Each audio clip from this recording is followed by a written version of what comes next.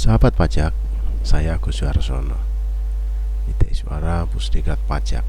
Saya akan berbagi pengetahuan perpajakan kepada Anda sekalian.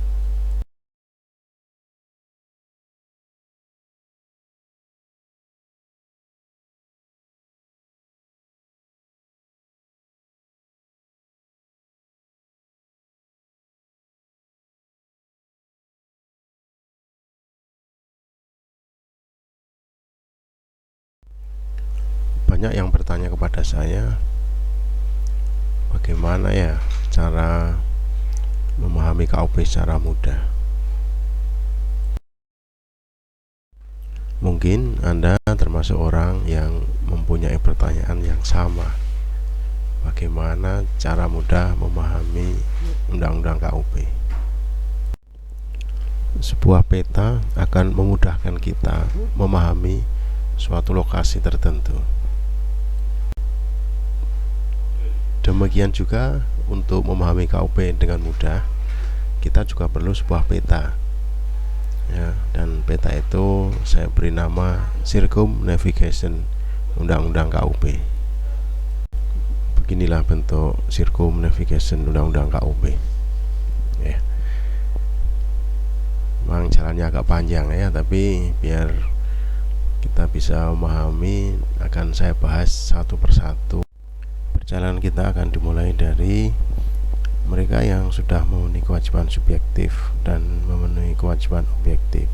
Nah, mereka itu dikenal dengan istilah wajib pajak untuk PPH atau pengusaha kena pajak untuk PPN. Ini nanti diatur dalam pasal 2, juga di pasal 32 Undang-Undang KUP. Wajib pajak mempunyai kewajiban yang pertama untuk mendaftar ya. Sedangkan istilah untuk pengusaha kena pajak adalah melaporkan usahanya untuk dikukuhkan menjadi pengusaha kena pajak. Nah, ini diatur dalam pasal 2 Undang-Undang KUP. Setelah registrasi, wajib pajak mempunyai kewajiban untuk melakukan pembukuan.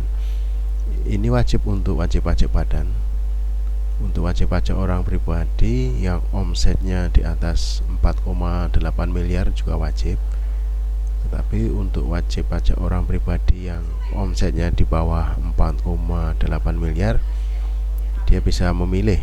Jika tidak mampu melakukan pembukuan, maka dia melakukan pencatatan. Ketentuan ini diatur di dalam pasal 28 Undang-Undang KUP. Rute berikutnya setelah pembukuan dan pencatatan adalah ketentuan tentang pembayaran pajak. Ini diatur di dalam pasal 9 dan pasal 10. Setelah melakukan pembayaran, wajib pajak melaporkan pajaknya. Itu caranya dengan menyampaikan SPT atau surat pemberitahuan. Ketentuan ini diatur dalam pasal 2A, pasal 3, pasal 4, pasal 5, pasal 6, pasal 7, dan pasal 8 Undang-Undang KUP. Dalam sistem self-assessment yang kita anut, Undang-Undang memberi wewenang pada Ditjen Pajak untuk melakukan pemeriksaan. Jadi nanti pemeriksaan ini berhubungan dengan pembayaran pajak, dengan pelaporan pajak, juga berhubungan dengan registrasi. Ya, dan satu lagi juga berhubungan dengan pembukuan atau pencatatan wajib pajak. Ketentuan pemeriksaan diatur dalam pasal 29, 29A, 30, dan 31.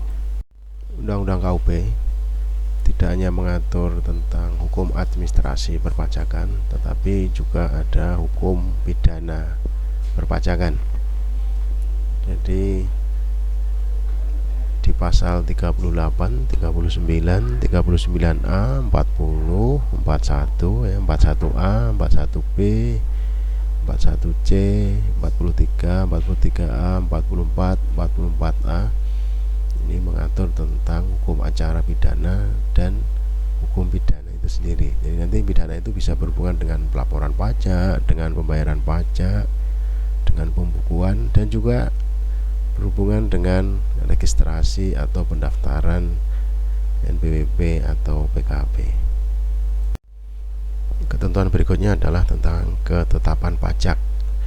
Di ketetapan pajak ini diterbitkan karena pemeriksaan pajak, tapi juga karena adanya vonis atas tindak pidana perpajakan.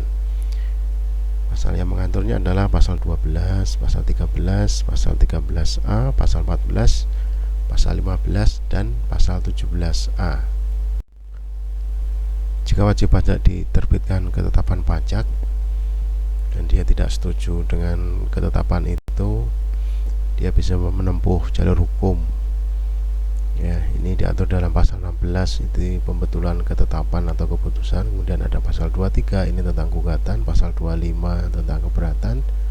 Pasal 26, 26A, 27 ini nanti tentang banding, dan ada ketentuan pasal 36, ini tentang pengurangan, penghapusan, atau pembatalan ketetapan. Atas ketetapan pajak atau atas upaya hukum dari ketetapan pajak tadi, jika masih ada pajak yang kurang bayar, maka Direktur Jenderal Pajak akan melakukan tindakan penagihan pajak. Ketentuan ini diatur dalam pasal 18, pasal 19, pasal 20, pasal 21, pasal 22, dan pasal 24. Namun jika hasil pemeriksaan tadi menerbitkan surat ketetapan pajak yang lebih bayar, atau mungkin putusan atas upaya hukum juga memutuskan bahwa wajib pajak itu lebih bayar, maka akan dikembalikan, dikenal dengan istilah restitusi. Ini diatur dalam pasal 11, pasal 17, pasal 17C, pasal 17D, dan pasal 17E. Jika atas kelebihan pajak nanti Direktur Jenderal Pajak terlambat mengembalikan, atau berdasarkan hasil upaya hukum ternyata ada wajib pajak yang harus dikembalikan, wajib pajak berhak mendapatkan imbalan bunga. Ini diatur dalam pasal 17B dan pasal 27A. Demikianlah tahapan-tahapan memahami Undang-Undang KUP dengan sebuah circumnavigation. Tapi ternyata tidak semua pasal dapat saya petakan dalam sirkum ini. Ya, ada pasal 1 tentang ketentuan umum, ada tentang ketentuan khusus itu pasal 34, 35, 35A, 36A, 36B, 36C, 36D, 37, dan 37A. Demikian juga tentang ketentuan penutup di pasal 48, 49, dan 50. Tapi mudah-mudahan sirkum ini memudahkan Anda dalam memahami Undang-Undang KUP. Sahabat pajak, demikian persembahan saya. Jika Anda mencari teman diskusi perpajakan, dengan senang hati saya menerimanya.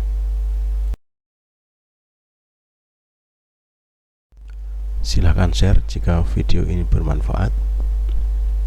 Terima kasih dan sampai jumpa.